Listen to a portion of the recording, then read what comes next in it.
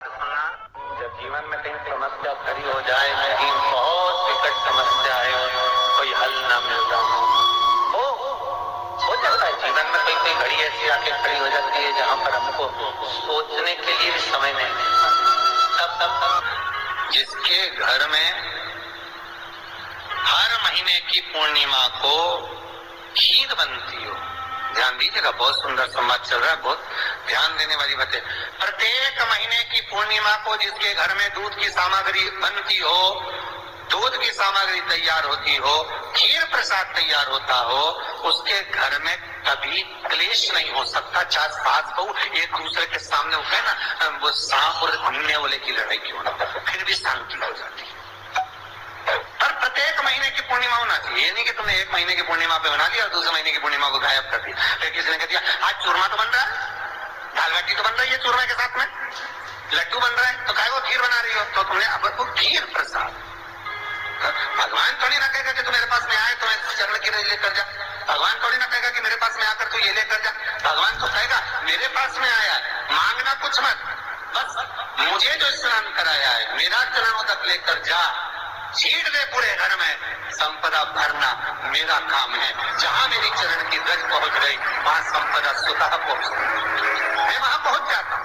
तो चरणों तक ले जा। पर लोग ले जाते हैं, पूजन करते, कलश भी उड़ेलते, जल भी चढ़ाते, पर आते समय खाली लेकर आ जाते। भगवान को इतना बुरा लगता, मेरे दरवाजे से खाली जाए, मुझे कितना बुरा लगेगा। जो आए वो भर कर जाए, भले 2 बूंद लेकर आओ, पर उसमें चरणों तक थोड़ा सा लेकर अवश्य आए। नहीं भी सुना होगा, घर की जो माताएं होती है, कभी भी घर का रसोई, घर का बर्तन जिसमें सब्जी बनाई है, 50 लोग अगर जिम में आ रहे हैं और कह दिया आज का निमंत्रण है, 50 लोगों का पार्टी है, ये है वो है, सुहागिन है या ब्राह्मण भोज है, तो वो जो खीर का पात्र होगा, जो बर्तन होगा, जो सब्जी का पात्र होगा, माँ उसको खाली जल्दी नहीं करती है। भले उसमें सब्जी थोड़ी ना थोड़ी पड़ी रहती है, जब तक सब्जी हम करने चले जाएंगे तब तक उसमें पटक कर रखेगी। क्यों? क्योंकि उसमें उसकी बरकत है।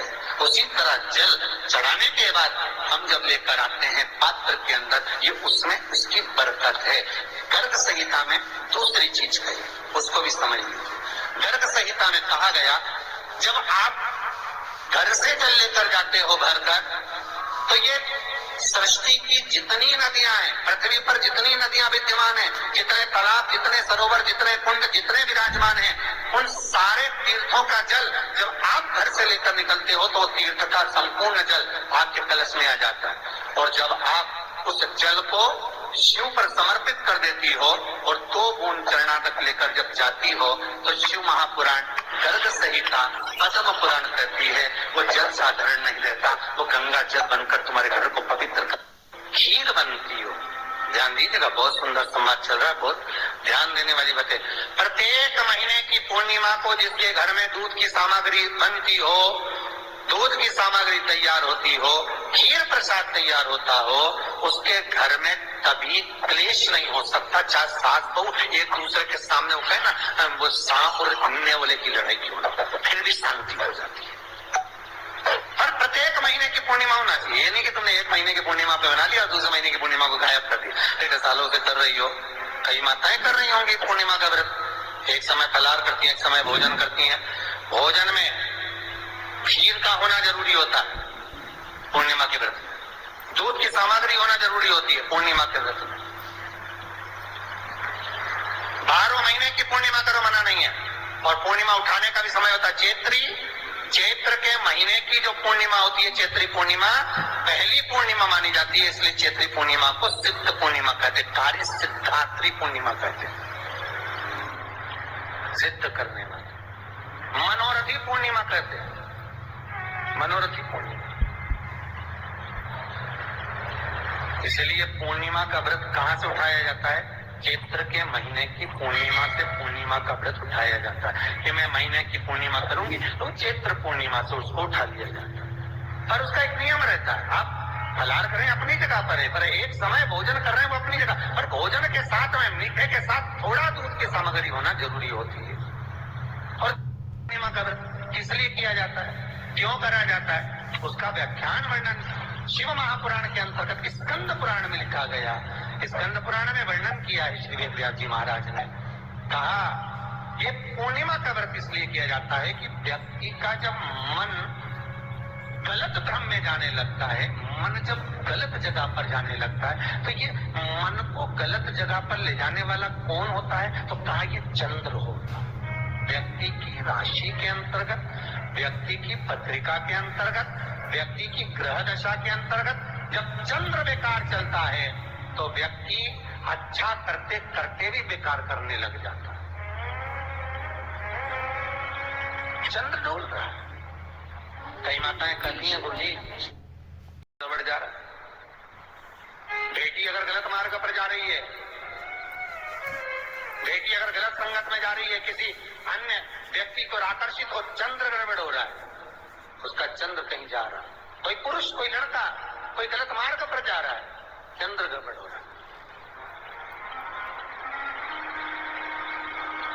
घर में जो क्लेश उत्पन्न होता है, घर में जो विवाद उत्पन्न होता है, उस विवाद को रोकने के लिए केवल चंद्र की ही, इसलिए तो पूर्णिमा घर की नारियां, हमारे यहाँ हिंदू धर्म में यहाँ तक स्कंद पुराण में कह दिया कि प्रत्येक पुण्य, आप लोग कभी आप लोगों ने सत्यनारायण जी की कथा करवाई है, उनकी कथा करवाई होगी, तो उसमें लिखा है हर कार्तिक, हर पूर्णिमा को, हर संक्रांति को श्री शिवाय नमस्तुभ्यं। श्री शिवाय नमस्तुभ्यम। हर हर महादेव। स्वागत है आप सभी का मेरे चैनल धार्मिक वीडियो पर। मेरे चैनल पर आपको पूज्य प्रदीप मिश्रा जी की कथा और उपाय सुनने को मिलेंगे जो बहुत अच्छे और अचूक हैं। पूज्य प्रदीप मिश्रा जी ने पूर्णिमा का बहुत अच्छा और अचूक उपाय बताया है और पूज्य प्रदीप मिश्रा जी ने बताया है कि हमारे घर की महिलाएं पूर्णिमा का व्रत क्यों रखती हैं।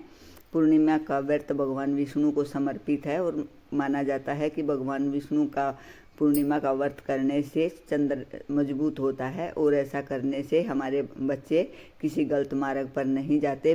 बहुत सी महिलाएं पूर्णिमा का व्रत धारण करती हैं क्योंकि उन्हें बचपन से ही सलाह दी जाती है कि पूर्णिमा का व्रत करना अच्छा होता है। अगर आपको भी पूज्य प्रदीप मिश्रा जी के उपाय करने हैं और अच्छे लगते हैं तो उसके लिए प्लीज़ मेरे चैनल को लाइक, कमेंट और शेयर जरूर करिएगा। मेरा चैनल है धार्मिक वीडियो।